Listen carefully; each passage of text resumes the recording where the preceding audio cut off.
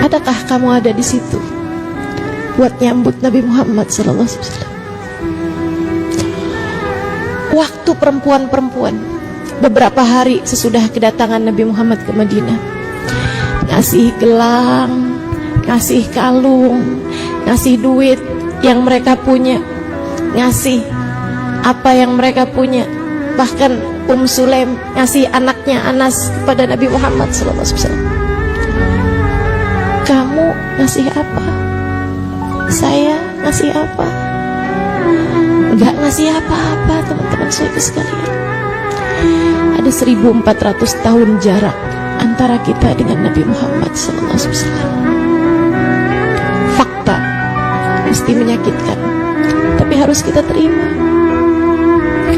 Saudaraku sekalian yang saya muliakan, hingga pada akhirnya Nabi Muhammad sholat 5 waktunya, kita nggak pernah ikutan berjamaah sama Nabi Muhammad. Hingga pada akhirnya Nabi Muhammad khutbah dengan begitu banyak khutbah, kita nggak ada diantaranya yang pernah dengar suara Nabi Muhammad SAW. Saudaraku sekalian, hingga pada akhirnya Nabi Muhammad berperang di berbagai macam peperangan. Ada banyak perempuan-perempuan bantuin Nabi Muhammad di tenda-tendanya.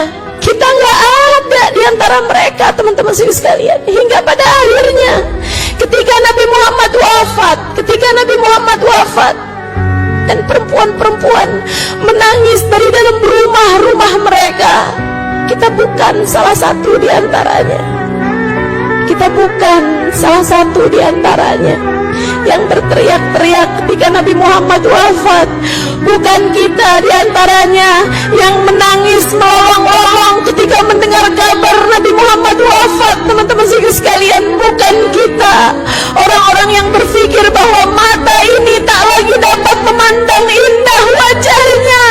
Kita nggak pernah dapat jatah apa-apa dari hidupnya Nabi besar Muhammad Sallallahu alaihi wasallam.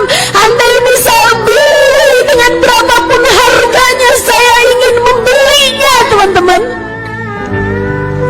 Saya yakin semua dari kita juga merasakan hal yang sama. Andai bisa membelinya, andai bisa menebusnya, kita pengen nebus dengan apapun yang kita punya biar mata ini bisa mandang wajah Nabi Muhammad Sallallahu alaihi wasallam.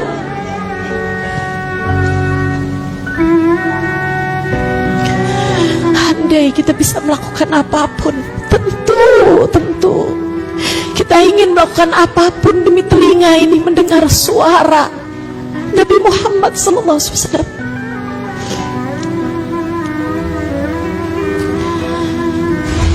Makanya yang bisa kita lakukan nih saat-saat sekarang ini, duduk bersama, nginget-nginget Nabi Muhammad SAW.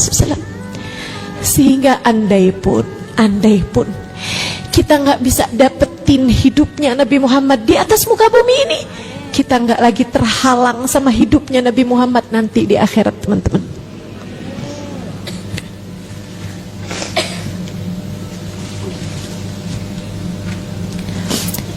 Harapannya sama, satu aja.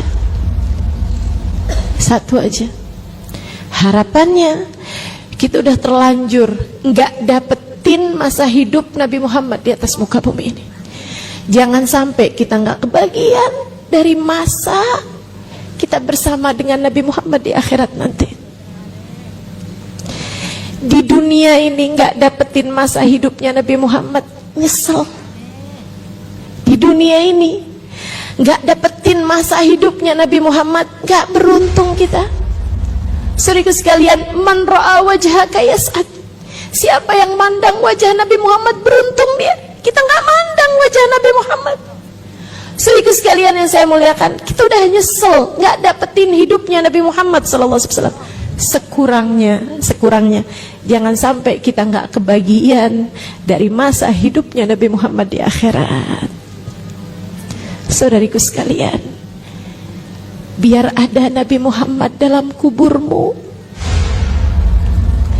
biar ada Nabi Muhammad pada mahsyarmu, biar ada Nabi Muhammad saat amalmu ditimbang, biar ada Nabi Muhammad saat kamu datang ke telaganya Nabi Muhammad. Biar ada Nabi Muhammad saat kamu lewat di atas jembatan. Biar ada Nabi Muhammad saat kamu digiring di akhirat nanti, kamu ada di belakang Nabi Muhammad SAW. Jadi mesti gimana nih? Ya udah, di sisa hidup coba belajar buat narok Nabi Muhammad dalam hati, teman-teman. Di sisa hidup berapa lama sih? Berapa lama? Sisa hidup saya, sisa hidup kamu, sepenggal kehidupan yang kita punya, teman-teman. Saya 1979 lahirnya, sampai nggak tahu tahun berapa saya udah nggak ada lagi di atas muka bumi ini. Saya kepengen di sisa hidup yang saya punya ada Nabi Muhammad saya bawa di hati saya. Dan saya rasa semuanya juga seperti itu. Bawa Nabi Muhammad dalam hatimu, teman-teman. Biar nanti di akhirat kita bisa dapetin hidup barengan sama Nabi Muhammad. Gak banyak hal kok yang bisa kita kerjain. Berlebihan saya rasa kalau Ustaz Amiro bilang saya gitu, gambaran orang yang dipengenin sama Nabi Muhammad. Siapa saya?